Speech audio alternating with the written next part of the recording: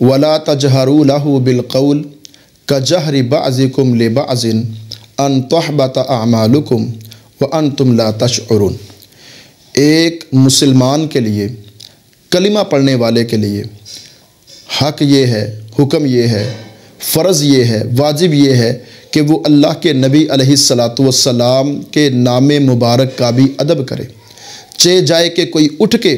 اللہ کے نبی علیہ الصلاۃ والسلام کے خاکے بنائے، آپ کی گستاخیاں کرے، آپ کی بے ادبی کرے، پھر آپ سوچئے کہ ان کا انجام کیسا ہونا چاہیے اور کیا ہونے والا ہے۔ موجودہ حالات میں فرانس کے اندر میرے اور آپ کے پیر و مرشد جناب محمد رسول اللہ صلی اللہ علیہ وسلم کے خاکے بنائے گئے، اور نعوذ باللہ انتہا کی گستاخی کی گئی رسول اللہ صلی اللہ علیہ وسلم کی۔ حالانکہ ہمارے پیر و مرشد جناب محمد رسول اللہ صلی اللہ علیہ وسلم کے حوالے سے تو اللہ رب العزت نے ہمیں اتنا حکم دیا ہے، اتنا آرڈر دیا ہے، اتنی بات کہی ہے کہ لا ترفعوا اصواتکم فوق صوت النبی جی۔ اے ایمان والو، جہاں پر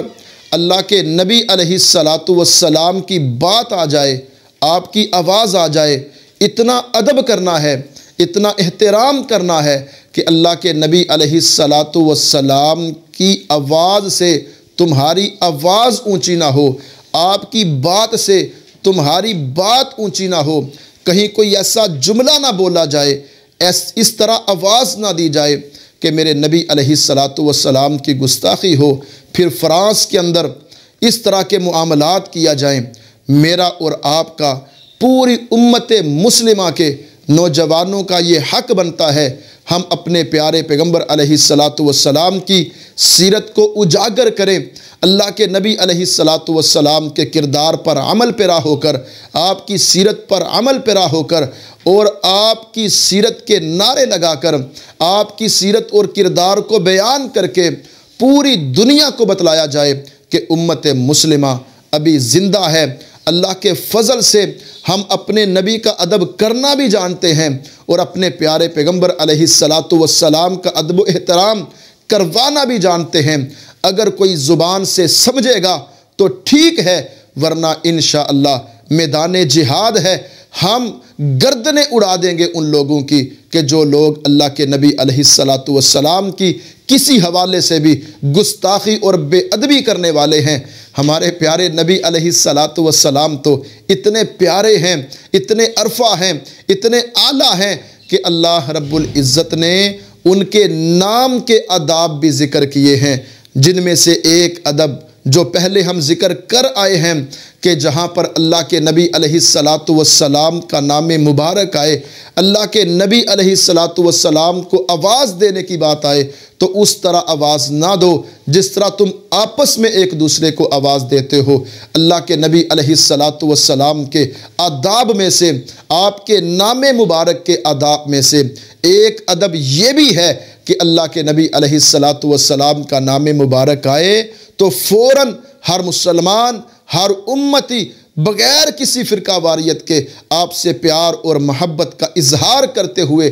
نبی علیہ الصلاۃ والسلام پر درود پڑھے۔ جو نبی علیہ الصلاۃ والسلام پر درود پڑھتا ہے، اللہ کے نبی علیہ الصلاۃ والسلام فرماتے ہیں من صلی علیہ صلاۃ واحدہ، جو شخص مجھ پر ایک مرتبہ درود پڑھتا ہے، اس ایک مرتبہ درود پڑھنے کی وجہ سے، اس ایک مرتبہ اللہ کے نبی علیہ الصلاۃ والسلام سے پیار اور محبت اور ادب کا اظہار کرنے کی وجہ سے اللہ 3 نعمتیں عطا فرماتے ہیں۔ پہلی نعمت کیا ہے؟ صلی اللہ بہا عشرہ، اس ایک مرتبہ درود پڑھنے کی وجہ سے اللہ 10 رحمتوں کا نزول فرماتے ہیں۔ وَحُتَّ عَنْهُ عَشْرَ خَطَایَاتٍ، اس ایک مرتبہ درود پڑھنے کی وجہ سے اللہ اس کے 10 گناہوں کو معاف فرما دیتے ہیں، اور اسی ایک مرتبہ درود پڑھنے کی وجہ سے وَرَفَعَ اللَّهُ بِهَا عَشْرَ دَرَجَاتٍ، اللہ اس کے